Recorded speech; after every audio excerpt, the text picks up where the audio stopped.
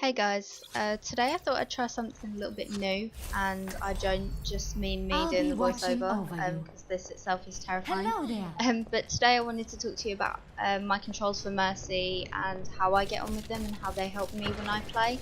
I think controls are something that is really personal preference, and you really just have to try everything and see how you get on with it.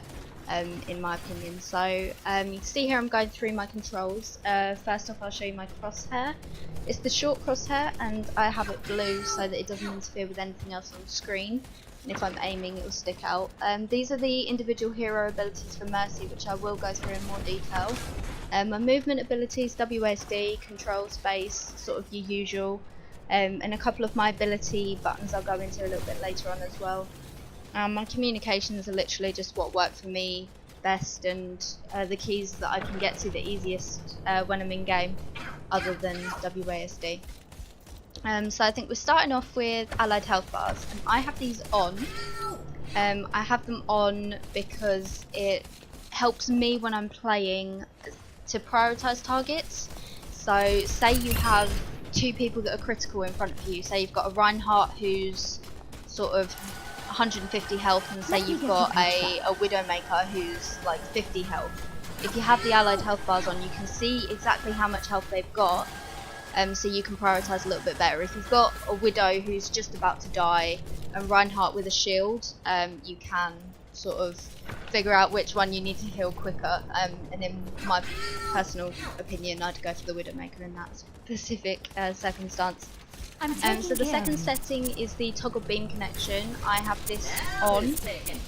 I have this on because if you're facing away from the target, you might need to quickly flick your mouse to do a movement or something like that, and you might accidentally let go of the button. Where does it hurt? And then the target might need healing, and they'll die, and that'll kind of be your fault, and then you feel bad. And it just starts off sort of a whole chain reaction that you don't really want to go through. So I have this on just to also to save those cramps, like when you've been playing for hours.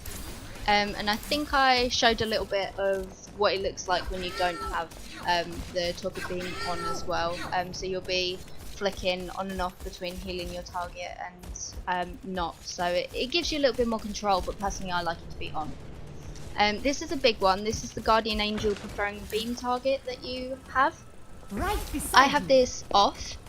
Personally, because I like to be able to fly around to whoever I need to fly around to, and I just think that's a lot easier than sort of being only allowed to fly to one person. If you've got your beam on one person, you can only fly to them, which is really handy if you're, say, pocketing a Farah, or you need to make a quick escape, or it's a really enclosed map like say Horizon, or any sort of maps like that, maybe Elios or Oasis with the tight corridors. But personally for me, I like to have it off because it allows more movement, and that's the same with Toggle Guardian Angel as well. I like to be able to go where I want to go when I want to go there. So if I need to fly to a target, I want to be able to fly all the way to a target. If I need to fly sort of halfway between the Reinhardt and the D.Va on the point, I want to be able to fly there. So being able to stop your Guardian Angel halfway through doing it is something that I think is really beneficial, and I think this is one of the best settings to actually have on.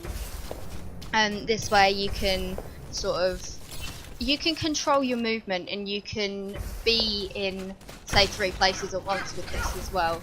If you're solo healing, it's a lot easier to be able to move freely. But say you are in the skies on Elios above the well and you're pocketing that far and you want to make sure you don't fall off the edge by accident, it might be more helpful to have it turned the other way. It might be more helpful to be able to not have to look at your target and then fly backwards. This that I'm doing now is something that I learned from Mercy Main BTW, and that is the little hop that you can do with Guardian Angel. As you land at your target that you fly to, if you press the space bar just as you land, you can do like a little hop that could potentially get you around the corner of a doorway when a Widow's watching, or just give you that little bit more distance that you need if you need to get just past the soldier and say sit on the point or something like that. Not that I'd recommend a Mercy sitting on the point, but that's the sort of thing that jump is actually quite handy for, and that takes a lot of practice to get right. So I'd recommend watching Mercy Main BTW's video on movement and positioning in his mercy settings. I think, yeah, it's his mercy settings video, and I'd definitely recommend watching that to learn how to do those jumps properly. They're really hard to explain. So this here is how I use my ultimate. I found that with it set on Q, I was rezzing accidentally, so if you click in your mouse roller, it prevents you from, say, only getting that one man and then getting wiped by Genji ult, being able to res 4 or 5, if you see what I mean. My mouse scroller does more than one thing, as I've shown. It also switches my weapon, which I find to be a lot easier.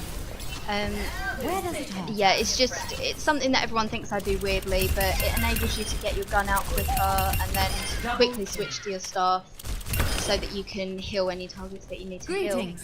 So I hope you guys enjoyed this video. It's a little bit different, and I'm trying to be really lively and enthusiastic. But I really do hope that you enjoyed this, and I'll see you in the next one.